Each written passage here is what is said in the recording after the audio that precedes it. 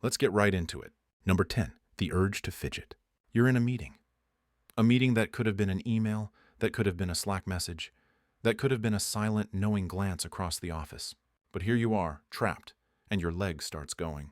Bouncing, jiggling, vibrating with the energy of a hummingbird that just discovered espresso. Or maybe you're clicking a pen, tapping your fingers, basically performing a one-person percussion solo that's annoying everyone within a 10-foot radius. You probably think it's just boredom or anxiety, and sure, that's part of it, but your body is also playing a much older game. On a deep, primal level, your brain interprets prolonged stillness and lack of stimulation as a potentially dangerous situation. Our ancestors didn't sit still unless they were hiding or sleeping.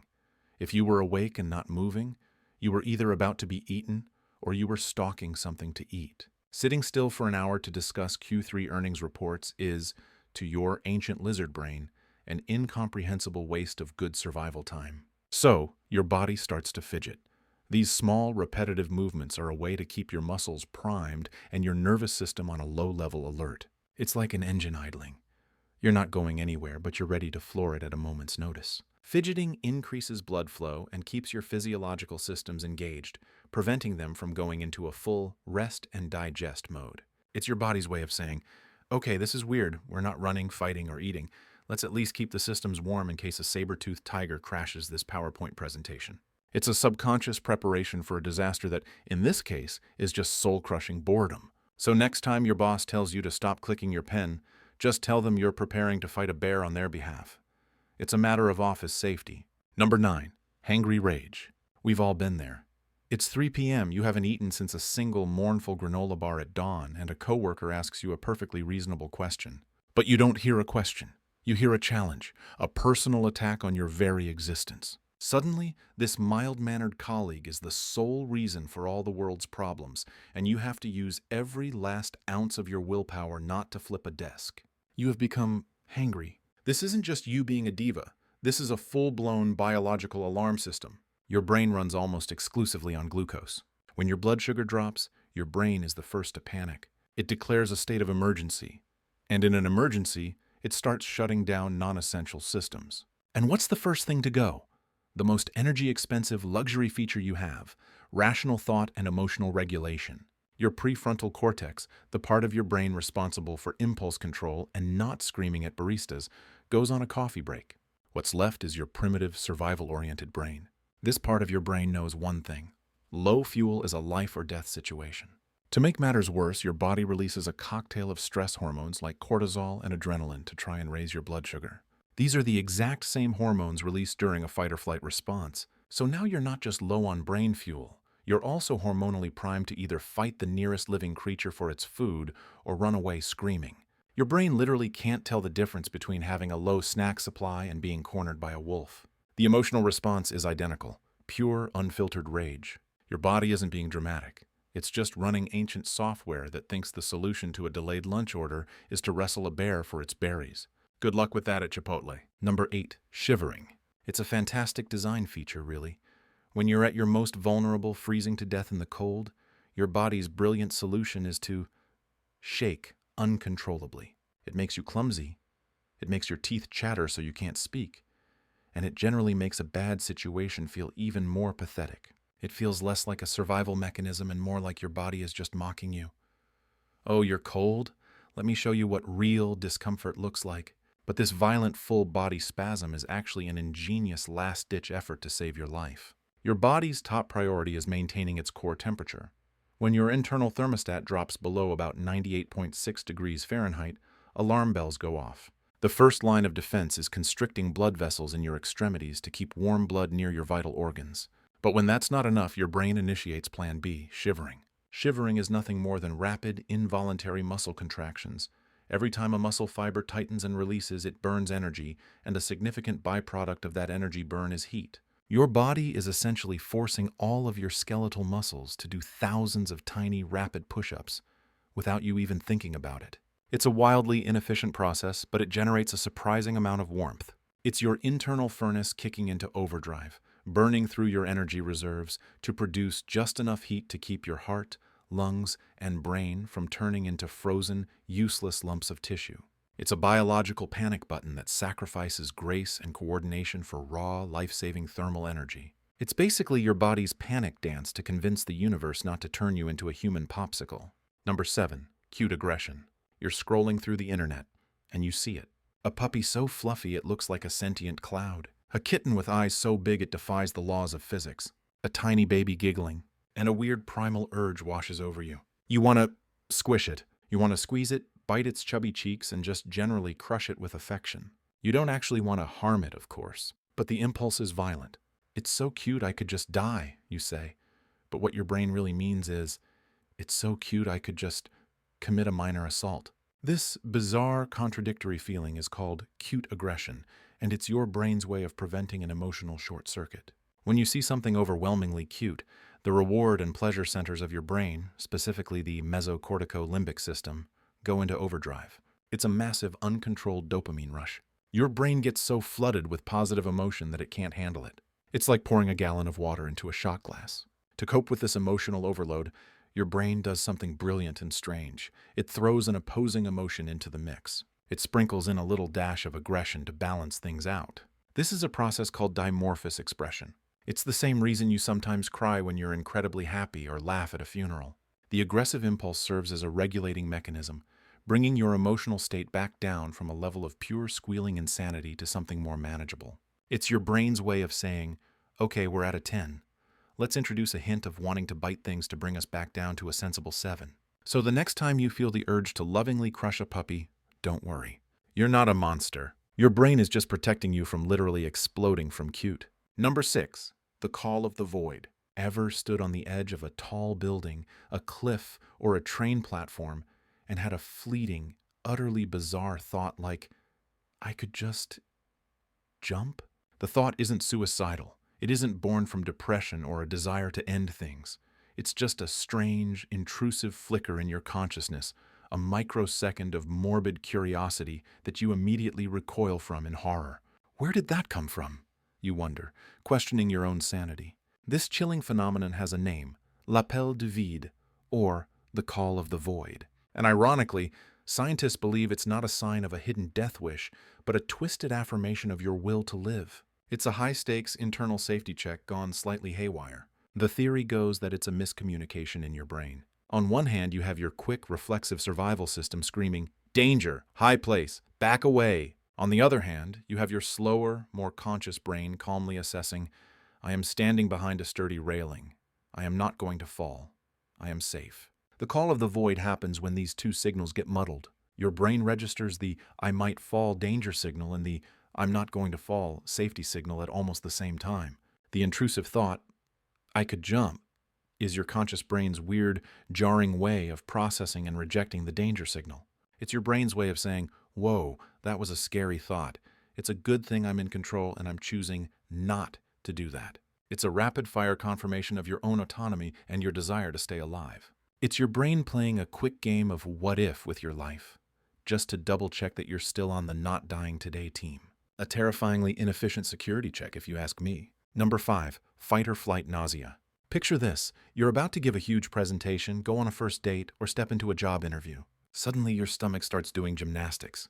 You feel queasy, a bit dizzy, and you have the distinct feeling that your lunch is considering a hostile takeover of your esophagus. It's the worst possible timing. Your body is supposed to be getting you ready for a challenge, but instead, it feels like it's preparing to publicly humiliate you. This gut-wrenching nausea is actually a key, if unpleasant, feature of the fight-or-flight response. When your brain perceives a threat, whether it's a bear in the woods or a panel of stern-faced interviewers, it triggers a massive release of adrenaline. This adrenaline is designed to prepare your body for intense physical exertion. It diverts blood flow away from non-essential systems and towards the things you'll need to survive: your muscles, your lungs, your heart. And what's one of the most non-essential systems when you're about to fight for your life? Digestion. Digesting that burrito you ate an hour ago is a slow, energy-intensive process. Your body doesn't have time for that. It needs every drop of blood and every ounce of energy for running or punching. So, it slams the brakes on your digestive system. Blood is rerouted from your stomach, digestive processes halt, and the muscles in your gut can even start to contract erratically. This sudden shutdown is what causes that sinking, nauseous feeling. In extreme cases, your body might even decide to evacuate the premises. Vomiting empties the stomach, making you lighter for a potential escape and ensuring no more energy is wasted on digestion. So that pre-presentation nausea isn't a sign of weakness. It's your ancient biology trying to make you a more streamlined, efficient fighting machine by jettisoning unnecessary cargo. Number 4. Goosebumps. A sudden chill runs down your spine. You hear a strange noise in a dark room. You're watching the most epic scene in a movie. And suddenly, the hair on your arms and the back of your neck stands on end, creating a field of tiny bumps across your skin. Goosebumps. A completely and utterly useless reflex in modern humans. So why do we have it? This is a hand-me-down from our much, much hairier ancestors. The mechanism is called piloerection. At the base of each hair follicle is a tiny muscle called an erector pili. When you're cold or experiencing a strong emotion like fear or awe, your sympathetic nervous system tells these muscles to contract. This pulls the hair follicle upright, making the hair stand on end and creating the characteristic bump. For our furry evolutionary relatives, this had 2 brilliant survival functions. First, in response to cold, raising the fur would trap a layer of air close to the skin, creating a natural layer of insulation against the cold, like a built-in puffy jacket. Second, in response to a threat, making all your hair stand on end makes you look bigger and more intimidating. Think of a scared cat puffing up its fur to look more threatening to a dog. It was a bluff, a visual trick to convince a predator that you were a bigger, tougher meal than you actually were. For us, with our pathetic, wispy body hair, it does absolutely nothing. We don't have enough hair to trap any meaningful amount of heat, and making our arm hair stand up isn't going to scare off a mugger. It's a vestigial reflex, a ghost of a survival mechanism from a time when we were basically just clever, anxious apes. It's your body trying to puff up like a porcupine, forgetting it lost all its quills about 100,000 years ago. Number 3, yawning. It's the universal symbol of boredom and fatigue. You yawn, I yawn, we all yawn. It's so contagious you might even be yawning right now just reading the word yawn. For decades, the common wisdom was that we yawn to take in more oxygen when our brains are feeling sluggish. It sounds plausible, but it's mostly wrong. Studies have shown that the oxygen and carbon dioxide levels in our blood don't really change after a yawn. So, what's actually happening? The leading theory is that a yawn is your brain's built-in air conditioning system. Your brain is incredibly sensitive to temperature changes and works best when it's cool. When you're tired or bored, your brain temperature can start to rise. A big, deep yawn does a couple of things. First, the massive intake of cool air can lower the temperature of the blood flowing to your brain through the carotid artery. Second, the powerful stretching of the jaw muscles increases blood flow to the head and neck, which helps dissipate heat. Think of your brain like a high-performance computer processor. When it starts to overheat, it can get sluggish and perform poorly. A yawn is like the internal fan kicking on, a burst of convective cooling designed to bring the temperature back to an optimal level. This might also explain why yawns are contagious. If one person in a group is starting to get drowsy and their brain is overheating, it might be an environmental cue. The contagious yawn could be a primitive social mechanism to get the whole group to regulate their brain temperature and stay alert together. It's a herd behavior for keeping our collective cool. Basically, your yawn isn't a sign of disrespect. It's just your brain trying to avoid a thermal shutdown. Number 2, Pruney Fingers. You've been in the bath for 10 minutes and you pull your hands out to find they've transformed into the hands of a 90-year-old sea witch. Your fingertips are a roadmap of wrinkles and ridges. For a long time, everyone just assumed this was a simple case of osmosis, your skin soaking up water like a sponge. But that's not it at all. If it were, your whole body would look like a giant raisin after a swim. The truth is way cooler. Your pruny fingers are not a passive reaction to water. They are an active, automated response controlled by your nervous system. People with nerve damage in their fingers don't get water-induced wrinkles. This told scientists that the brain was deliberately ordering it to happen. But why? The answer is grip. In 2011, researchers found that these wrinkles act like the treads on a car tire. The channels created by the wrinkles help to whisk water away from the contact point between your fingers and a surface. This allows for a much better grip on wet or submerged objects. One study had participants pick up wet marbles, and those with pruny fingers were significantly faster and more efficient than those with smooth, dry fingers. It's an evolutionary adaptation, likely developed by our ancestors to help them forage for food in wet environments like streams and riverbeds, or to get a better grip on slippery rocks while climbing.